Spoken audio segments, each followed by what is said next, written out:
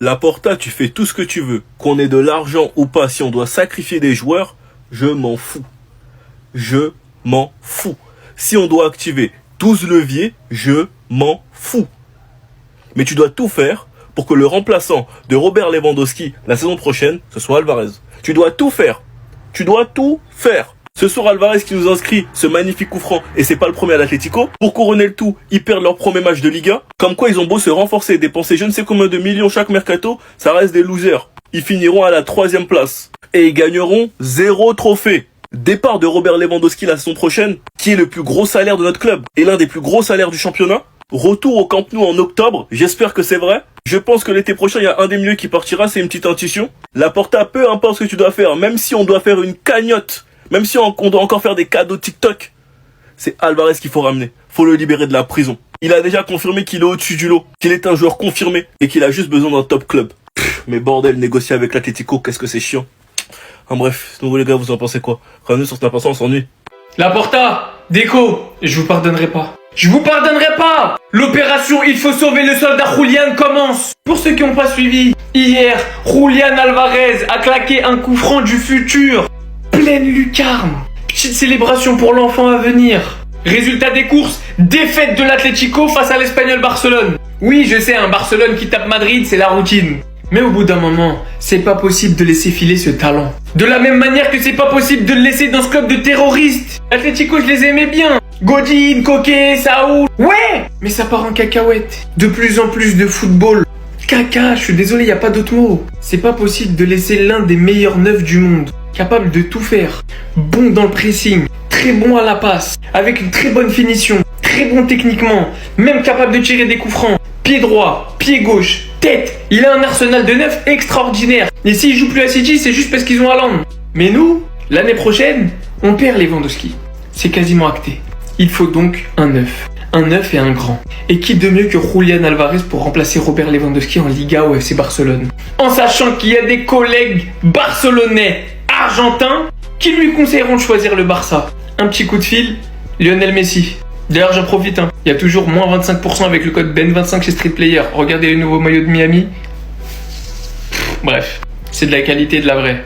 Tout ça pour dire, cette année c'est encore la crise, pas de problème. Robert est là, Ferran est là, Marcus est là. Mais la saison prochaine, on veut un grand neuf. En fait, non, on veut pas un grand neuf. On veut pas d'Isaac, on veut pas de Haaland, on veut pas de je sais pas qui. On veut de Julian et personne d'autre. En fait, avec Nico Williams, je sens qu'on va s'amuser cette saison parce qu'il est réceptif. Il est réceptif, les gars. Il rentre dans notre délire. Lui-même, il a compris. Premier match de Liga, un but, une passe D. Moi, je l'aurais même compté la première passe, en vrai. Il fait son poste. C'est un taré. Il met sa note de match pour prouver, parce que vous avez tous vu pendant la pré-saison comment on le vannait, avec des notes minables, avec le fait qu'il fait rien du tout, même pas un dribble. Là, carrément, il a affiché sa note de match. 9,2, un but. Mais c'est en malade. Et il est venu écrire win, avec un démon et des yeux. Et le doigt, il nous pointe du doigt, il se fout de notre gueule. Les gars, vous pouvez être naïfs si vous voulez, vous pouvez dire que je suis parano. Moi, j'en ai rien à faire, je suis même le fou du bus. Moi, je m'en fous. Mais j'aime bien ce que Nico Williams est en train de faire. J'adore, je kiffe. Donc à la fin du match, il raconte sa vie encore. Je veux continuer à écrire l'histoire ici. Je suis très heureux ici, je suis très fier des gens et de la façon dont ils m'ont accueilli dès la première minute. C'est pourquoi je suis resté ici. C'est parce que t'avais pas les garanties qu'on t'enregistre. Arrête de mentir. En tout cas, Nico Williams rentre dans le délire. Il répond à ceux qui le pressent. Mais Nico, faudra du cardio. Parce qu'il y a forcément un jour où on va pas te louper. Vous les gars, vous en pensez quoi? Ramenez sur Snap, on s'ennuie.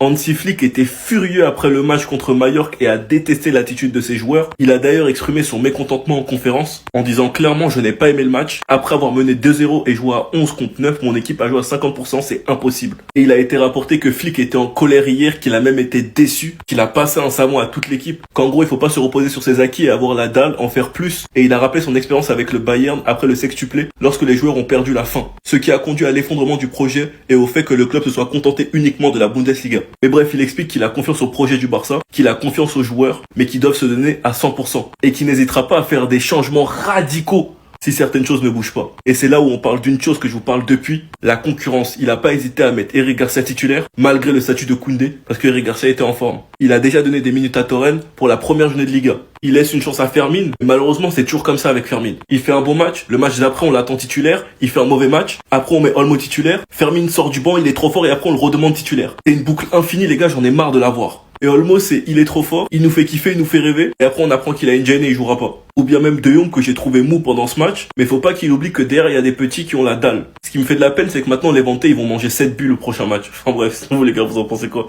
Ramenez sur Snap, on s'ennuie. Alors comme ça, les Galactiques commencent demain. Moi je vous préviens les gars, je vais être sur vos côtes. Parce que tous les cinémas que vous avez fait pour la première journée de Liga du Barça, est-ce que Rafinha a mérité carton rouge? Oui. Est-ce que ça aurait changé le match? Non. Est-ce que le Barça aurait perdu? Non. Mais est-ce que c'est la première fois que ça arrive en Espagne? Non. Donc vu que visiblement cette saison vous êtes déchaîné à ce que je vois, faudra garder la même énergie chaque week-end. Et vous êtes prévenus. Parce qu'avec des bouchers comme Tchouaméni, qui a déjà blessé plusieurs fois des joueurs, qui est un réel boucher, un réel casseur, qui a beaucoup trop d'excès d'engagement, qui quasi chaque match frôle le carton rouge, Kamavinga et ses excès d'engagement qui provoquent souvent des pénaltys, Carvajal, le CRS, je pense que j'ai pas besoin de vous en parler, il fait son grand retour pendant la Coupe du Monde des clubs, voici sa première action. Il n'y a pas eu carton rouge, hein. Asensio et sa grinta, le nouveau Ramos, sans oublier le défenseur le plus dégueulasse, le plus sale, Rudiger, qu'on surnomme El Loco. Je pense que j'ai pas trop besoin de vous en parler. Vous le connaissez déjà par cœur. Et ben avec toute cette équipe de bouchers, j'espère que vous allez garder la même énergie et que vous allez pas me répondre pleure quand je ferai les vidéos. Parce que vous êtes tous les premiers à dire que les Barcelonais parlent que d'arbitrage, que c'était bien la Coupe du Monde des clubs sans le Barça parce qu'ils se plaignaient pas. Mais vous en loupez jamais une concernant le Barça. Donc au final, faut savoir. Sinon vous les gars, vous en pensez quoi? Ramenez sur Snap, on s'ennuie.